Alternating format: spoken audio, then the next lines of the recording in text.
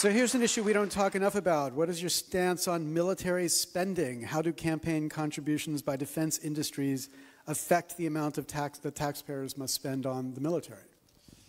Yes. I'm for trying to rechannel. So we spend about $750 billion we know of on military each year. And a lot of that money is not necessarily going to things that are going to make us safer. And so we need to try and rechannel at least some of those resources to things that would produce higher levels of value for our society. So my plan is to try and channel it towards infrastructure, which then helps enhance economic growth and create jobs in a way that many of the people that defend military spending, are chiefly concerned about.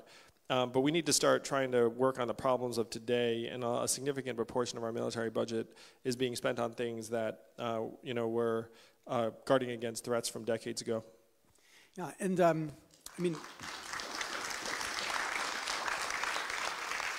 one of the dynamics here that I think plugs directly into the campaign funding is the military or the government will say it'll be better if we privatize this part of the military because the private sector can do it more efficiently than the government can. And of course that plays into a prejudice. People think that's true. And then it turns out you privatize it and it's more expensive than when the government did it.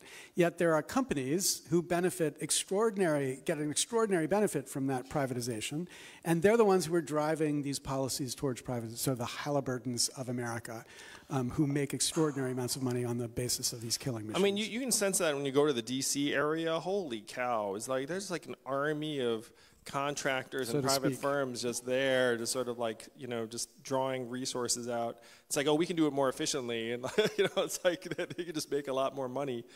And so there's been this crony capitalism that has developed in this country, and then they extend this myth of the market and free competition, even when they're just shutting it down and consolidating in every way possible, and that certainly includes government contractors.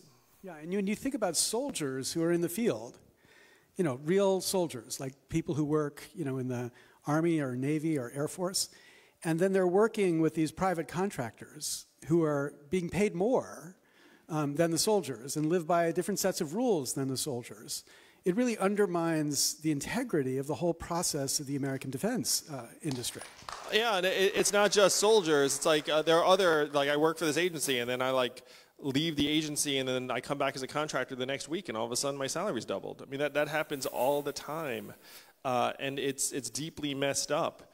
There's this thing where we've essentially martyred many of our public servants, and then they look at their counterparts who are working for industry getting paid 2 to 3 or 4 or 100 times more, and then they start feeling like they're idiots.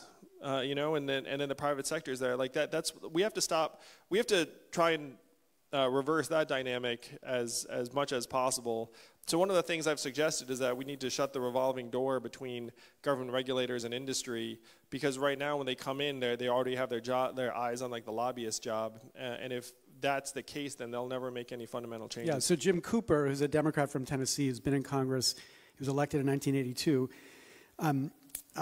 He says Capitol Hill has become a farm league for K Street. And what he means by that is everybody, members of Congress, staffers, bureaucrats, have this common business model. There's kind of fantasy that they're going to go from Capitol Hill and multiply their salaries sometimes by a factor of 10 when they step down and become lobbyists. And of course, if that's the way you're thinking, then you're not going to be eager to make the lobbyists upset. Jack Abramoff, of course, infamous lobbyist who's now become something of a reformer, and I consider him a friend, as odd as that might seem. But Jack Abramoff, in his really fantastic book, Capital Punishment, said the most effective technique I had as a lobbyist was going into a congressman's office and saying to the chief of staff, "So, John, what are you going to do when you're done here?" And the chief of staff says, "Jack, I don't know." And he said, "Well, I just want you to look me up when you're finished in this job." And Abramoff said, from that moment on, I owned that staffer, and not a single dollar had traded hands. And this is exactly because we have a system that allows this kind of revolving door. I'm going to tell us, I went to Phillips Exeter, and I had a friend at Exeter who went and worked on Capitol Hill. He's a good person, wanted to do right, and he told me point blank, he was like, I would never be a lobbyist. Those people, are just here to try and pad their own wallets.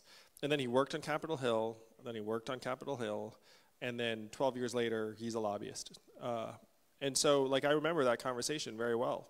He remembers it too. And when he told me what he was doing, that he was going to be a lobbyist, like, he was sheepish about it. He was sort of apologetic. But I understood it. Like, just because he'd been part of that system, and then when he came out of that system, they were just there waiting for him with the money. You know, at that point, like, you know, like, he took the money. So we need to really get into the guts of this system, because there's all of this soft corruption that then enables the hard corruption. This is someone I'm still friends with to this day, and he's not a bad person, but the system around him is corruptive. This is a really important point. We don't have Washington filled with a bunch of criminals.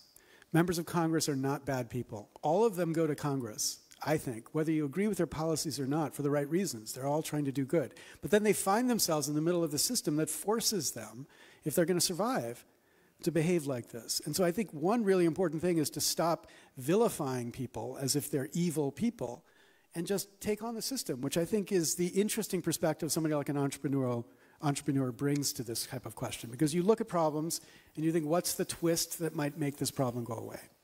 Yes, and I will say that I think you all, if you're here, you're thinking in these same terms. You're looking up and you're seeing that there's something twisted and messed up and imperfect about various processes, certainly campaign finance. And it's very tempting to then demonize people on the other end of it. And sometimes, you know, they're doing really unsavory things. But what we have to do is we have to focus on fixing the system that is distorting and dehumanizing various people, turning them into economic actors very, very often. That is the mission that we all must be on. And I'm going to say right now, that mission will succeed or fail based upon the people here in New Hampshire.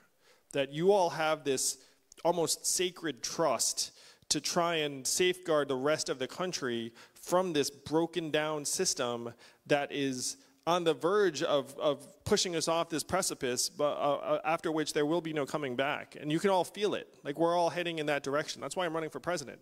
I'm not running for president because I fantasized about ever being president. I'm running for president because I'm an American and I'm a parent, and I can see the country we will leave to our children, and it is not something that I'm willing to accept.